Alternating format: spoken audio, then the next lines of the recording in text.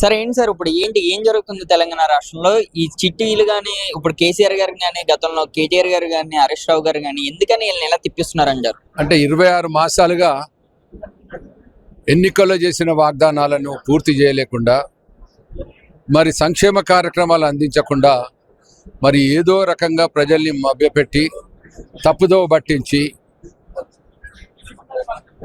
ఒకసారి formula race అని ఒక 6 మాసాలు పోయింది. ఆ తర్వాత కమిషన్ వేసినారు, కాళేశ్వరం కమిషన్. ఏం తెలిసినారు రెండుట్లో? అంతకు మొదలు ఏసీబీ ఎంక్వైరీ అయింది, సిట్టు కమిషన్ కూర్చుండబెట్టారు. మరి ఇప్పటివరకు ఏమి జరిగింది? మళ్ళీ ఇప్పుడు కొత్తగా మున్సిపల్ ఎన్నికలు వస్తూ ఉన్నాయి. ప్రతి ఎన్నికలకు ఒక నోటీసు, ప్రతి ఎన్నికలకు ఒక హడావిడి చేసి ఎన్నికల్లో మమ్మల్ని ఏదో రకంగా కేసీఆర్ గారిని బీఆర్ఎస్ పార్టీ బదలాం చేయాలనే ఆలోచనతో తప్పితే వాళ్ళు సాధించేది ఏం లేదు. చేసిన అభివృద్ధి సంక్షేమ కార్యక్రమాలు చెప్పి ఓట్లు అడగాలి. ఈ రోజుకైనా ప్రభుత్వం హైదరాబాద్ నగరంలో మొత్తం దొమ్మిలు, మర్డర్లు, మానభంగాలు నిత్యం న్యూస్ పేపర్లో కనబడతా ఉన్నాయి. ఒక పక్కన శాంతి భద్రతలు పూర్తిగా క్షీణించిపోయినాయి. మంచినీళ్ళు ఈరోజు ఇంకా ఎండాకాలం రాలేదు, మంచినీళ్ళు హైదరాబాద్ నగరంలో లేవు. కరెంటు కూడా ఇప్పుడే కట్ అవుతా ఉంది. మరి ఎక్కడికక్కడ మురికివాడల్లో మురికి కూపంగా మారిపోయినాయి. మరి నగరాన్ని అభివృద్ధి చేసే దిశగా ఈ ప్రభుత్వానికి చిత్తశుద్ధి లేదు.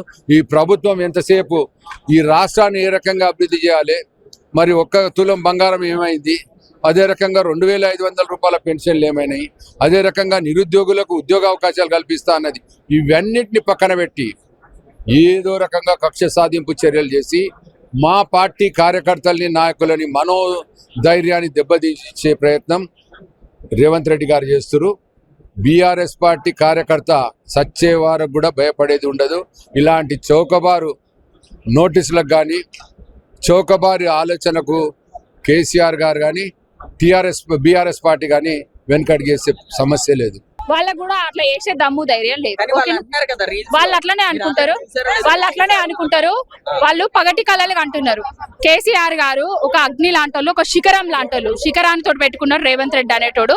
ఆ శిఖరంలో కొట్టుకుపోతాడు, కూలిపోతాడు, కుంగిపోతాడు, నశించిపోతాడు. రేవంత్ రెడ్డి కుట్ర రాజకీయాలు ఇకనైనా బంద్ చేసుకోవాలి, పాలన మీద, ప్రజల మీద దృష్టి పెట్టాలని కోరుకుంటారు. కేసులు కక్షపూరితమైన కేసులు అంతే తప్ప, రాజకీయ కక్షలో భాగంగా పెడుతున్న కేసులు తప్ప కేసీఆర్ గారు ఎలాంటి తప్పు చేయరు. ఫోన్ ట్యాపింగ్ కు కేసీఆర్ గారికి ఎలాంటి సంబంధం లేదు. మరి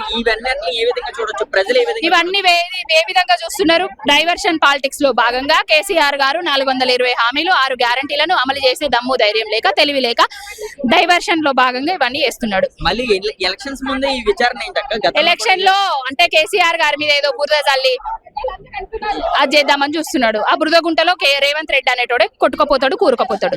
ఓకే, మరి అక్కడ నుంచి ఎన్నో తీసుకొస్తున్నారండి కదా ఫండ్స్ అన్ని కూడా ఇక్కడ తెలంగాణ డెవలప్ చేయొచ్చు అంటున్నారండి. దావోస్ కు పోయింది, దోసుకున్న పైసలు దాచుకోవడానికి, గురువు గారితో కలిసి పంచుకోవడానికి తప్ప అక్కడ నుంచి ఇక్కడికి తీసుకొచ్చేది ఏం లేదు తమ్మి. రేవంత్ రెడ్డి అనేటోడు ముఖ్యమంత్రి అయినాక తెలంగాణ పరిస్థితి, రైతుల పరిస్థితి అగమ్య గోచరంగా మారిపోయింది. మళ్ళీ ఎన్నికలు వస్తున్నాయి, ఎలా ఉండబోతుంది?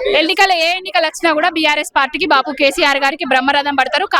రాబోయేది బీఆర్ఎస్ పార్టీ, కాబోయేది బాపు కేసీఆర్ సీఎం. కేసీఆర్ గారి మీద ఎన్నో వ్యాఖ్యలు అయితే చేస్తున్నారు ఇప్పుడు కూడా, మీరు సోషల్ మీడియాలో చూసుకుంటే ఈ టైంలో కూడా.